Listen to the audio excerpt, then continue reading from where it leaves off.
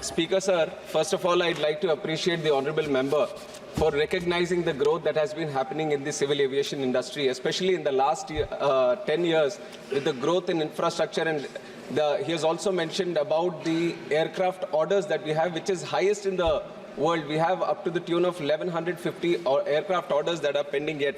And especially he has asked specifically regarding the MRO sector, which needs to be improved.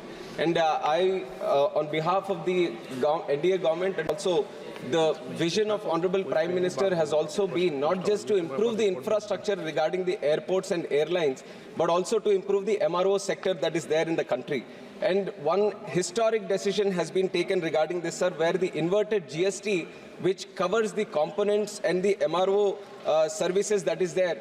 Earlier, before the decision was taken on 12th of July 2024, the GST regarding the MRO components and all used to have different slabs. When you are importing these components, there was 5%, there was 12%, 18%, and 28%, different slabs. That was giving a whole lot of confusion, and because of which the MRO industry in probably Singapore or some other countries was mostly preferred. But right now, we have reduced the whole different slabs and made it a unified slab for 5%, which is going to help us in increasing the MRO industry from 2 billion to up to 4 billion in the coming 7 years, sir. That is the projection that we have made.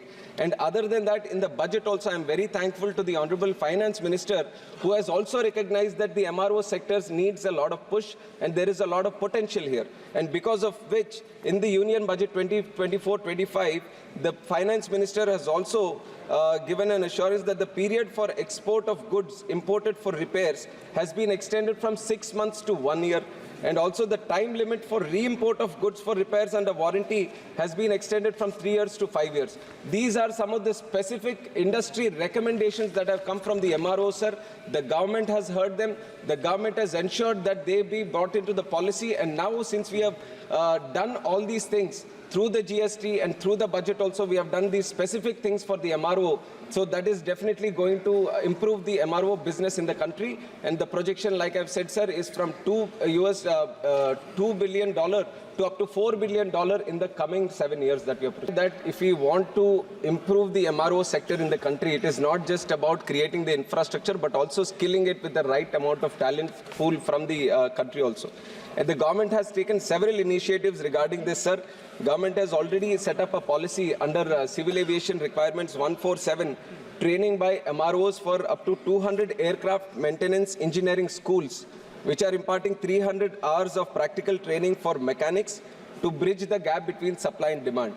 Also for AMEs, which are the aircraft maintenance engineers, which do the line maintenance in the airports, which is the basic level of maintenance, sir. We have 57 schools which are imparting this education, and type certification of AMEs also, where there is specifically done for different kinds of aircraft. So we are ensuring that right amount of skilling is also done in the country so that there is no skill gap at all. If you consider the number of AMEs, aircraft maintenance engineers, the country today has the potential to produce up to 3,700 every year. And the pool that we have right now is 16,000 right now, sir, and it is more than adequate that we have. And we are, like I said, we are having at least 100 planes that are added to our fleet every year because of the orders up to 1,150 that we have. So we recognize that there is going to be a lot of demand in the coming years also, and we are ensuring that we are partnering up with the Airbus, Boeing and other industry players, other original equipment manufacturers also. We are bringing them on board. We are ensuring that the right amount of technical competence is brought in so that the courses which is required for skilling is done in our country. And also the last part of his question where he said that are you looking at Rajasthan and all that. Specifically in Rajasthan, we have 2 MROs right now, sir, and which is Himalayan Heli Services, which is near Jaipur, and also Aviana Aviation Private, which is near Kishangarh, Ajmer. And regarding the MROs, setting up of MROs anywhere in the country, the Airports Authority of India, which is under central government, it has taken out all the royalties that are required for setting up of MROs so that it eases the process. We have given a card rate right now, so anyone who wants to set up an MRO anywhere in the country, let it be an airstrip, let it be an airport, anywhere, we'll follow due diligence, and we want to encourage MROs more and more from our government side. So definitely, if there is any proposal from anywhere in the country, even it is the remotest part of the country, if there is an airport, if there is an airstrip, we will provide the necessary assistance and ensure the MRO facility is there. That much I can share from the central government. माननीय मंत्री जी ने बहुत अच्छा और बड़ा विस्तृत उत्तर दे दिया है। मुझे लगता नहीं कोई अच्छा जवाब दिया है ना। शशि थरूर जी। Thank you so much, Mr. Speaker. Actually, there are three things missing in the answer of the Honourable Minister. And I do want to draw his attention to them, sir, because there are three challenges that the MRO sector faces that have not been addressed in the written answer. The first is, while the ministry anticipates this to be a $4 billion industry, it talks, unfortunately, even in the written answer, sir, it talks about catering to the demand of maintenance requirements for the available fleet size in India. What about ambition for the international fleet, sir? There are many, many international airlines that could stop in India. For example, Thiruvananthapuram is on the route between Europe and Oceania and Southeast Asia. We would be able to offer MRO facilities there, but in fact, you are not.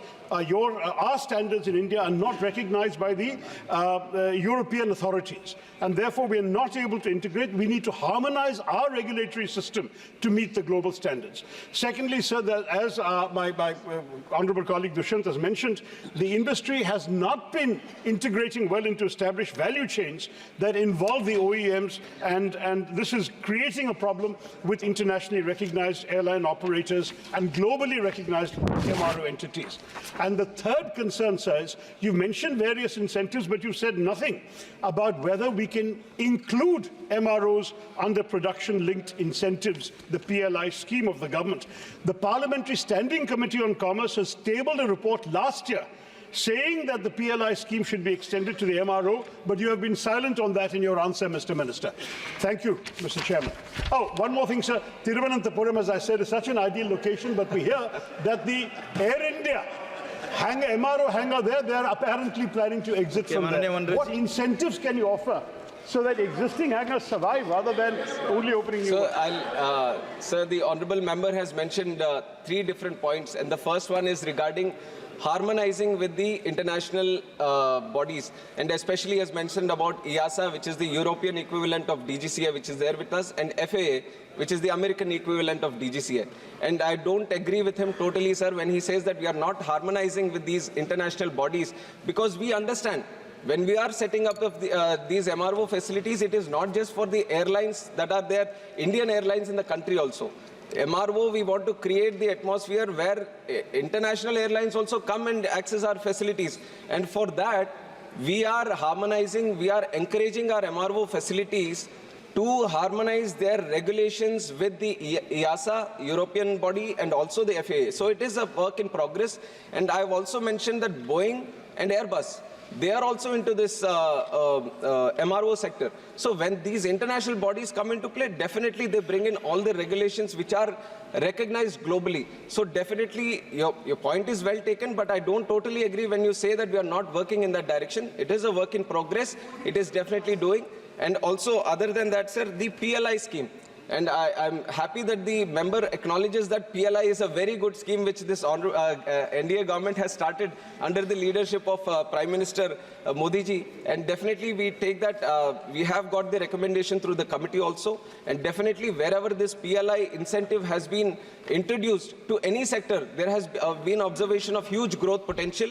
And definitely we are going to consider this, and we are going to see what best can be done for MROs to be linked up with PLI. And we, from the ministry, definitely would encourage more money coming into our ministry also. So we are going to try regarding it. And other than that, the Thiruvananthapuram MRO facility, I'm going to ensure that it's not stopped. Anything that, any support that is required from our ministry, we are going to provide so that the MRO goes forward. Thank you. Thank you. ఇప్పుడు operation లేకుండానే మోకాళ్లకు plasma treatment, మీ orthopaedic సమస్యలన్నిటికీ robotic technology ద్వారా తక్కువ ఖర్చుతో శాశ్వత పరిష్కారం, free consultation, ప్రతి treatment పై 20% discount. ఈ ఆఫర్ కొద్ది రోజులు మాత్రమే, త్వరపడండి. V9 hospitals 9281465842.